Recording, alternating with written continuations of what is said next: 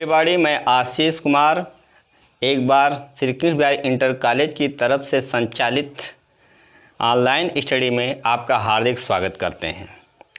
बच्चों, आज मैं आप लोगों के लिए एक वीडियो लेके आया हूं जिसका प्रकरण है, जिसका टॉपिक है सिंथेसिस। सिंथेसिस को देखा जाए तो यह काफ़ी लंबा चौड़ा है, फिर भी मैं इसे अपने दिमाग से इसे समझाने की भरपूर कोशिश किया हूं और आशा करता हूं कि आप लोगों को भी पसंद आएगा। अगर इसे सही से समझना है तो इसकी पूरी वीडियो आपको देखनी होगी और जो है कि उसके बाद जैसी आपकी प्रक्रिया करनी हो कमेंट बॉक्स में करिएगा। तो चलते हैं, आज हम आपको लेकर के चलते हैं सिंथेसिस टॉपिक पे, जो इस प्रकार है। सिंथेसिस जिसे हम विज्ञान की भाषा में संश्लेषण कहते हैं, और जहाँ तक इंग्लिश की अगर बात की जाए तो वह है कॉम्बिनेशन ऑफ टू और more simple sentences into a single sentences, compound और कॉम्प्लेक्स सेंटेंसेस। अब इसकी बात को अगर ध्यान से समझी जाए तो इसका मतलब है दो या दो से अधिक साधारण वाक्य मिलकर के एक नया साधारण वाक्य, मिश्र वाक्य और संयुक्त वाक्य बनाते हैं। अब इस बात की जानकारी हम इस आधार पे भी समझ सकते हैं, जैसा कि दो सिंपल सेंटेंस मिलकर के एक सिंपल सेंटेंस का निर्माण करते हैं, दो सिंपल सेंटेंस मिलकर के एक कंपाउंड सेंटेंस का निर्माण करते हैं, और दो सिंपल सेंटेंस मिलकर के कॉम्प्लेक्स सेंटेंस का निर्माण करते हैं। और इसको हम एग्जाम्पल के तौर पे भी दे सकते हैं, जैसे कि यहाँ पे है हरी सा अ स्नेक ही इज़ रनवे। तो इसमें दो सिंपल सेंटेंस है, हरी सा ए स्नेक और ही रन अवे। अब इस बात को ध्यान देंगे कि दो सिंपल सेंटेंस हो गए। अब ये दोनों सिंपल सेंटेंस कंबाइंड हैं। कंबाइंड करने के पश्चात हम पाते हैं seeing a snake he run away. तो आप अभी यह मत सोचिए कि ये सीइंग यहाँ पे आया कैसे, क्योंकि इसी बात की चर्चा हम आगे करेंगे। फिलहाल आपको केवल इतना समझना है कि यह दो सिंपल सेंटेंस मिलकर के किस तरह के वाक्य का क्रिएशन करते हैं, निर्माण करते हैं। तो इस तरह से यह एक नए सेंटेंस का निर्माण करते हैं, जिसे हम क्या कहेंगे यहाँ पे, सिंपल सेंटेंस। और इसी तरह से इसी क्रम में देखा जाए तो दो सिंपल सेंटेंस मिलकर के जो है कि कॉम्प्लेक्स सेंटेंस का निर्माण करते हैं, जैसे you are a thief it is known to all. इसको जब कंबाइंड किया तो हमें प्राप्त हुआ that you are a thief is known to all. तो यह आपका हो गया कॉम्प्लेक्स सेंटेंस। और अंत में देखेंगे, नेक्स्ट है he is a lazy he is clever. इसको जब कंबाइंड किया गया तो he is lazy but he is clever, जिसे हम कंपाउंड सेंटेंस के नाम पे जानते हैं।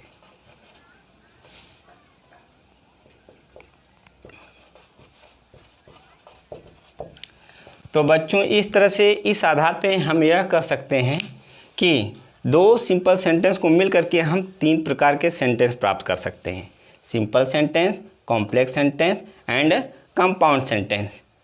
तो हम चलते हैं आगे, देखते हैं कि एनालिसिस करेंगे सिंपल सेंटेंस के बारे में, जो इस प्रकार से है। तो मैं सबसे पहले एनालिसिस करना चाहता हूँ सिंपल सेंटेंस का, उसके बाद कंपाउंड सेंटेंस का और उसके बाद कॉम्प्लेक्स सेंटेंस का। तो चलिए सबसे पहले हम देखते हैं सिंपल सेंटेंस की एनालिसिस। सिंपल सेंटेंस को एनालिसिस समझने के लिए ये मैंने 7 पॉइंट लिखे हुए हैं। इस 7 पॉइंट को सबसे पहले याद रखने की ज़रूरत है। 7 पॉइंट से ज़्यादा भी हो सकते हैं, फिलहाल मेरे विचार से इतना भी काफ़ी है, जो कि यूपी बोर्ड के लिए सक्षम है। तो सिंपल सेंटेंस को एनालिसिस करने के लिए ये 7 point, use of participle, use of the infinitive, use of nominative absolute, use of noun और phrase in apposition, use of adjective, use of adverb और adverbial phrase, use of gerund. तो बच्चों, ये सबसे पहले ये याद रखने वाली चीज़ है, इसे केवल दिमाग में बैठाना है कि इसकी सहायता से हम सिंपल सेंटेंस क्रिएट करते हैं। अब इसकी सहायता से किस तरह से सिंपल सेंटेंस बनेगा इसके बारे में हम आगे चर्चा करते हैं। सिंपल सेंटेंस बनाने के लिए सबसे पहले हम प्रयोग करते हैं पार्टिसिपल का प्रयोग। किस प्रकार से पार्टिसिपल का प्रयोग करके हम सिंपल सेंटेंस क्रिएट करते हैं। तो हमें पता है कि पार्टिसिपल को हम वर्बल एडजेक्टिव के नाम से भी जानते हैं। अब प्रश्न ये उठता है कि वर्बल एडजेक्टिव होता क्या है। तो ये साधारण सी बात है कि एडजेक्टिव का मतलब होता है नाउन से पहले एडजेक्टिव प्रयोग किया जाता है। अब वर्बल एडजेक्टिव में क्या होता है कि वर्बल कोई भी क्रिया है वह क्या है कि एडजेक्टिव के स्थान पे अगर प्रयोग कर दिया जाए तो वह वर्बल एडजेक्टिव के नाम से जाना जाता है। एडजेक्टिव नाउन से पहले रखा जाता है। अगर वर्ब को हम एडजेक्टिव के स्थान पे रख दें तो वही क्रिया हम वर्बल एडजेक्टिव के नाम से जानते हैं। और ये दोनों फैक्ट हमेशा इनके साथ रहेंगे। अब जैसे बात की जाए इसमें तो प्रेजेंट पार्टिसिपल का प्रयोग करते समय भी यहाँ पे कोई ना कोई नाउन प्रोनाउन रहेगा और यहाँ पर बीइंग के बाद भी रहेगा और ऑब्जेक्ट के पार्टिसिपल के पहले ऑब्जेक्ट भी कार्य करता है। अब चलते हैं इसको हम एक एग्जाम्पल के तौर पे समझते हैं। ध्यान दीजिएगा कि ये हमेशा वर्बल एडजेक्टिव के कार्य पे ही आधारित होता है। यह किस प्रकार आधारित होता है हम एग्जाम्पल के हिसाब से समझते हैं। अब जैसे कि देखा जाए तो एग्जाम्पल में है I reached home, I took of my cloth. I reached home में आई सब्जेक्ट है और यहाँ पर भी आई सब्जेक्ट है। इसमें ध्यान देने वाली बात ये होती है कि हम तीन बातों को हमेशा ध्यान देते हैं, सब्जेक्ट को, वर्ब को और ऑब्जेक्ट को, क्योंकि ये तीनों पे आधारित होती है। अब यहाँ पे देखा जाए तो सब्जेक्ट दूसरे जो सेंटेंस में है वह किस पे आधारित है। तो यह पता चलता है कि मैं घर पहुँचा और मैंने ही कपड़ा पहना। तो कहने का मतलब ये दोनों सब्जेक्ट क्या हैं, सेम हैं।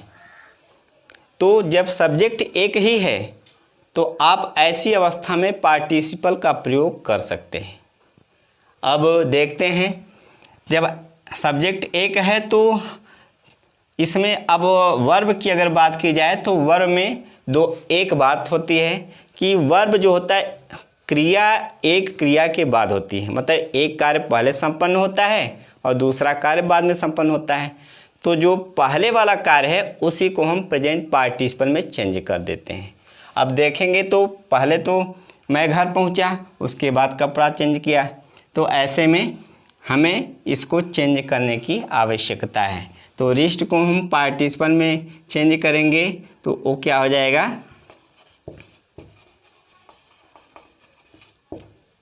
रीचिंग। रीचिंग के बाद होम कामा लगा देंगे और साथ में बाकी जो अगला सेंटेंस होता है उसको ज्यों का त्यों रख देते हैं। बस ध्यान रखें कि अगर सेंटेंस सेम हो और उसमें अगर थोड़ा सा कोई अंतर भी आता है तो उसको हम यहाँ पे लिख देते हैं। क्योंकि ये दोनों आई हैं तो आई को ही हम लिखेंगे यहाँ पे, आई टुक ऑफ माई क्लॉथ्स। तो इस तरह से यह क्लियर हो चुका होगा।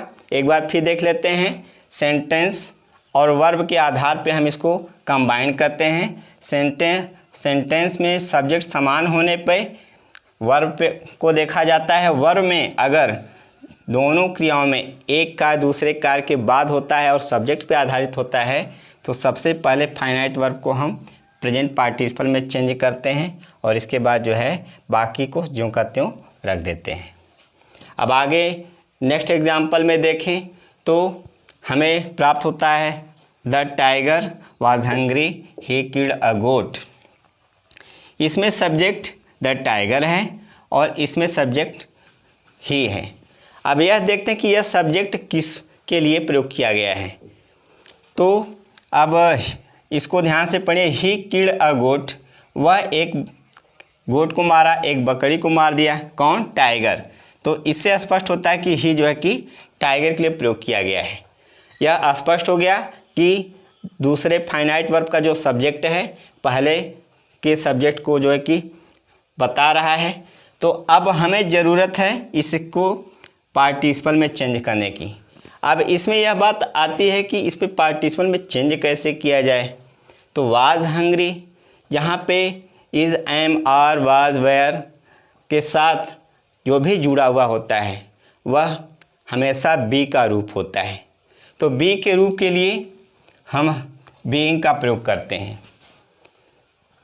यहाँ पर is, am, are, was, were अगर यह आते हैं तो यह बी का रूप होता है और बी के रूप के लिए हम हमेशा बीइंग का प्रयोग करते हैं। तो इसमें आप ऐड करेंगे बीइंग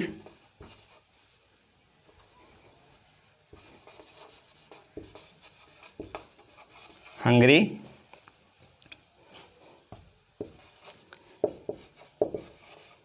यहाँ पे द टाइगर जिक्र किया गया है। आपको यहाँ पे जिक्र करना पड़ेगा टाइगर को, न कि ही कर देंगे तो अब कौन मार के गया पता नहीं है।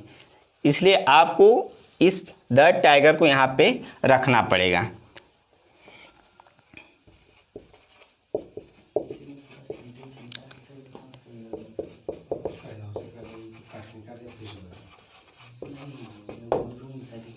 तो बात समझ में आई बच्चों?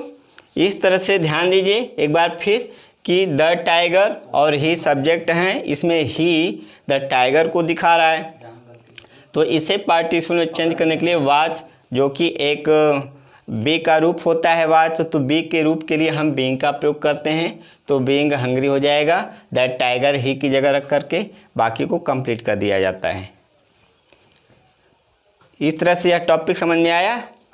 अब आगे चलते हैं नेक्स्ट एग्जाम्पल में। ही सा a girl, she was carrying a basket.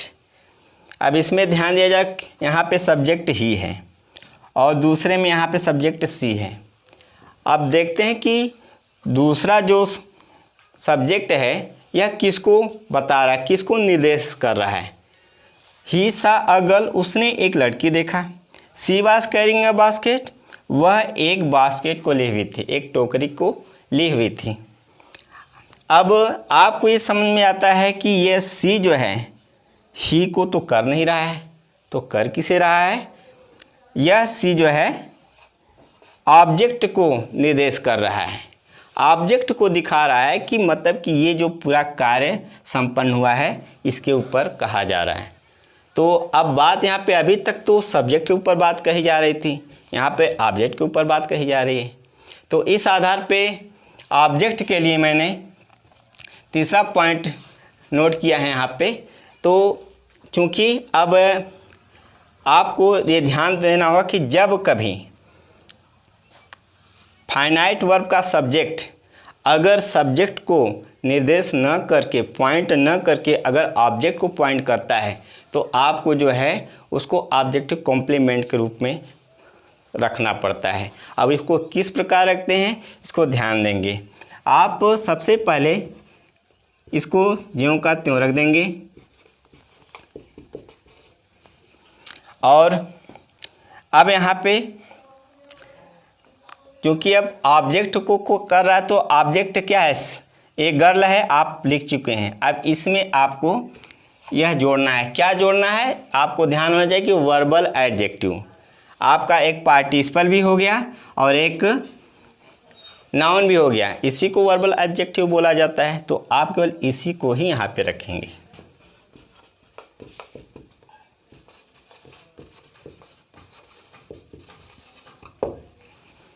तो इस तरह से यह जो कि कॉम्बिनेशन तैयार हो गया। तो यह बात समझ में आ गई होगी मेरे ख्याल से आपको, या एक बार फिर देख लीजिए इसे कि जब कभी दिए हुए फाइनाइट वर्ब का सब्जेक्ट अगर सब्जेक्ट को पॉइंट नहीं करता है तो वह उसके आधार पे ऑब्जेक्ट को कहता है, तो ऑब्जेक्ट के साथ ही पार्टिसिपल को ऐड किया जाता है। ओके, आगे हम जो है पास्ट पार्टिसिपल के प्रयोग में कुछ एग्जाम्पल दे रहे हैं। पास्ट पार्टिसिपल का मतलब होता है क्रिया का थर्ड फॉर्म। क्रिया के थर्ड फॉर्म को हम पास्ट पार्टिसिपल के नाम से जानते हैं। और यही चीज़ जब हम पार्टिसिपल का प्रयोग कंबाइंड सेंटेंस में करते हैं तो वह क्या होता है कि किसी भी ऑब्जेक्ट के साथ पास्ट पार्टिसिपल का जुड़ना होता है। वह किस प्रकार से जुड़ता है उसके लिए एक एग्जाम्पल लेते हैं। सबसे पहले जैसा कि मैंने ये कहा कि पार्टिसिपल में सब्जेक्ट को ध्यान दिया जाता है, फिर फाइनाइट वर्ब को, उसके बाद ऑब्जेक्ट को। तो सब्जेक्ट की अगर बात करते हैं तो यहाँ पे आई दिया है और यहाँ पर इट दिया है। अब इसको ध्यान दें कि जो दूसरा फाइनाइट वर्ब है इसका जो सब्जेक्ट है यह किस पर डिपेंड करता है। तो इस इट का प्रयोग आई के लिए यहाँ पे न लग करके पेन को दिखा रहा है। देखा जाए तो आई फाउंड माई पेन, मैंने अपना पेन पाया। इट वॉज लास्ट, यह खोई थी। अब इट का प्रयोग जो है कि माई पेन के लिए किया गया है। तो यह स्पष्ट हो गया कि इट का प्रयोग जब माई पेन के लिए किया गया है तो यह माई पेन ऑब्जेक्ट होता है। और ऑब्जेक्ट होता है तो ऑब्जेक्ट जब भी सब्जेक्ट ऑब्जेक्ट के लिए प्रयोग किया जाता है तो वही बात होती है कि ऑब्जेक्ट के बाद प्रेजेंट पार्टिसिपल जोड़ते हैं। लेकिन यहाँ पे इट वाज लास्ट है, इसका मतलब यह पास्ट टेंस में है और पास्ट टेंस के होते इसमें पास्ट पार्टिसिपल का प्रयोग किया जाता है। तो जब भी पास्ट पार्टिसिपल का प्रयोग करते हैं तो वह हमेशा पास्ट पार्टिसिपल एडजेक्टिव के रूप में प्रयोग होता है। और एडजेक्टिव पता है हमेशा नाउन से पहले किया जाता है, इसलिए इसको पास्ट पार्टिसिपल को हम हमेशा जो है कि इससे पहले रखेंगे। अब देखिए कैसे। सबसे पहले हम फर्स्ट फाइनाइट वर्ब को साथ रख देते हैं। I found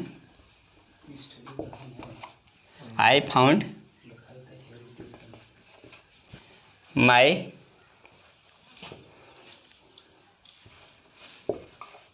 last pen. अब इसमें देखते हैं, आई फाउंड मैंने लिख दिया और ये पेन जो है हमारा नाउन हो गया। अब नाउन से पहले एडजेक्टिव का प्रयोग करते हैं तो पास्ट पार्टिसिपल जब भी ऐड होगा वह नाउन से पहले होता है, इसलिए पेन से पहले हम लास्ट को रख देते हैं और इस तरह से एक कंबाइंड सेंटेंस तैयार हो जाता है। तो नेक्स्ट में देखेंगे, he had completed his work, he went to market. हमारे सामने दो सेंटेंस आए हैं, he had completed his work, he went to market. अब इसमें ध्यान से देखा जाए तो इसमें भी सब्जेक्ट ही है, इसमें भी सब्जेक्ट ही है। दोनों का सब्जेक्ट सेम है और दोनों एक दूसरे को दिखा रहे हैं कि एक ही व्यक्ति को कहा गया है, मतलब कार्य एक ही व्यक्ति के द्वारा किया जा रहा है लेकिन कार्य अलग अलग किया जा रहा है। इसमें कार्य को कंप्लीट करना बताया गया है और अगला काम करने को बताया गया है। तो इससे पता चलता है कि पहला काम कंप्लीट हो चुका है, मतलब पूर्ण हो चुका है। और जब यह कोई भी कार्य पूर्ण हो चुका होता है, पूर्ण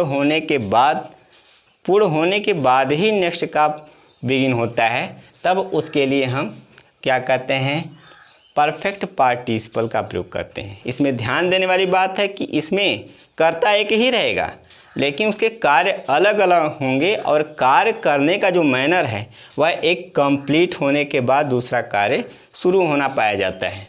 तो इसके लिए हम क्या कहते हैं कि परफेक्ट पार्टिसिपल का प्रयोग करते हैं। और परफेक्ट पार्टिसिपल में किस प्रकार का पार्टिसिपल प्रयोग करेंगे, तो इसमें ध्यान देते हैं कि यह एक्टिव वॉइस में है या पैसिव वॉइस में है। अगर एक्टिव वॉइस में है तब आप हैविंग का प्रयोग करेंगे और अगर यह पैसिव वॉइस में है तो जो है कि हैविंग बीन का प्रयोग किया जाता है। तो हमें जो है पहले सेंटेंस के आधार पे यह प्राप्त होता है कि यह एक्टिव वॉइस में है। एक्टिव वॉइस के लिए हम हैविंग का प्रयोग करेंगे। तो सबसे पहले हम लिखते हैं हैविंग और फिर इसके साथ ही मुक्रिया का third form,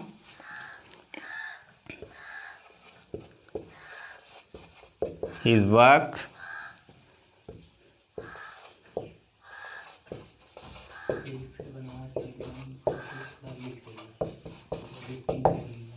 he went to market।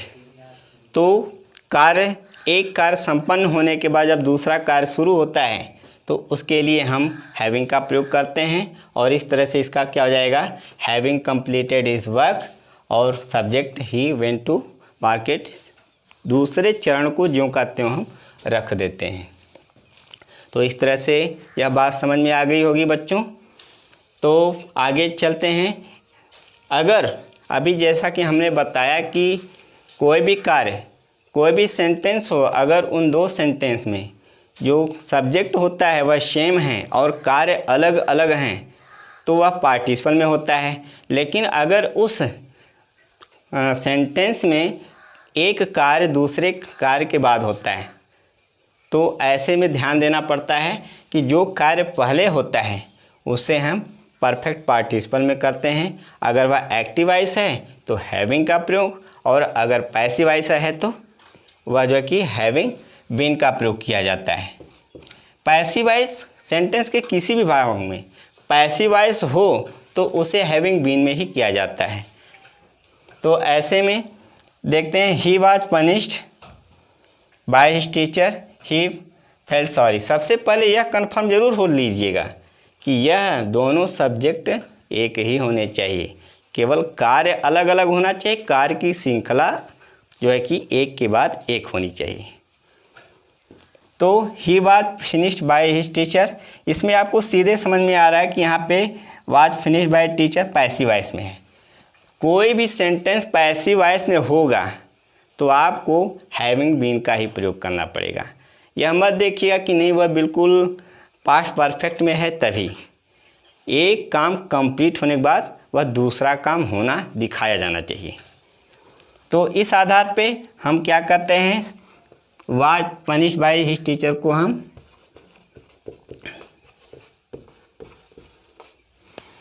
Having been का प्रयोग करते हुए मुख्य क्रिया का थर्ड फॉर्म